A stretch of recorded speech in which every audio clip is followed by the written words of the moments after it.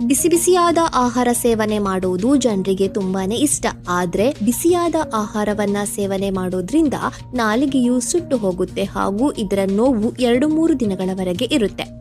ಆದ್ರೆ ಈ ಬಾರಿ ನಿಮಗೆ ಎಲ್ಲಾದ್ರೂ ಈ ತರ ಸಮಸ್ಯೆಗಳು ಕಾಣಿಸಿಕೊಂಡರೆ, ಅಂದರೆ ನಾಲಿಗೆಯು ಸುಟ್ಟು ಹೋದರೆ, ನೀವು ಅದಕ್ಕೆ ಪರಿಹಾರವನ್ನ ಕಾಣಲು 2-3 ದಿನಗಳ ಒಳಗಾಗಿ ಈ ನೋವನ್ನ ಕಡಿಮೆ ಮಾಡೋದಕ್ಕಾಗಿ ಮೊಸರನ್ನ ಸೇವಿಸಿ. ಹೌದು, ಮೊಸರು ನಿಮ್ಮನ್ನ ತಂಪಾಗಿಸುವುದಲ್ಲದೆ ಉರಿಯೂತವನ್ನ ಕಡಿಮೆ ಮಾಡುತ್ತದೆ. ಇನ್ನು ನೀವು ಬಿಸಿಯಾದ ಏನನ್ನಾದ್ರೂ ತಿಂದಾಗ ನಿಮ್ಮ ಬಾಯಿ ಉರಿಯುತ್ತಿದ್ರೆ, ನಿಮ್ಮ ಬಾಯಿಯಲ್ಲಿ ಸಕ್ಕರೆಯನ್ನ ಹಾಕಿ ಸ್ವಲ್ಪ ಸಮಯದವರೆಗೆ ಹಾಗೆಯೇ ಇರಿಸಿ. ಇದು ಕೂಡ ನೋವನ್ನು ಕಡಿಮೆ ಮಾಡುತ್ತದೆ. ಅಂತೆಯೇ ಜೇನುತುಪ್ಪ, ಐಸ್ ಕ್ಯೂಬ್ ನಾಲಿಗೆಯ ಉರಿ ಕಡಿಮೆ ಮಾಡಲು ಸಹಾಯಕವಾಗಿವೆ. ಜೊತೆಗೆ ನಿಮ್ಮ ನಾಲಿಗೆ ಉರಿಯುತ್ತಿರುವಾಗ ನೀವು ಸಾಧ್ಯವಾದಷ್ಟು ಸರಳ ತಣ್ಣನೆಯ ಆಹಾರವನ್ನೇ ಸೇವಿಸಬೇಕು. ಮಸಾಲೆಯುಕ್ತ ಆಹಾರದಿಂದ ದೂರವಿರುವುದು ಉತ್ತಮ.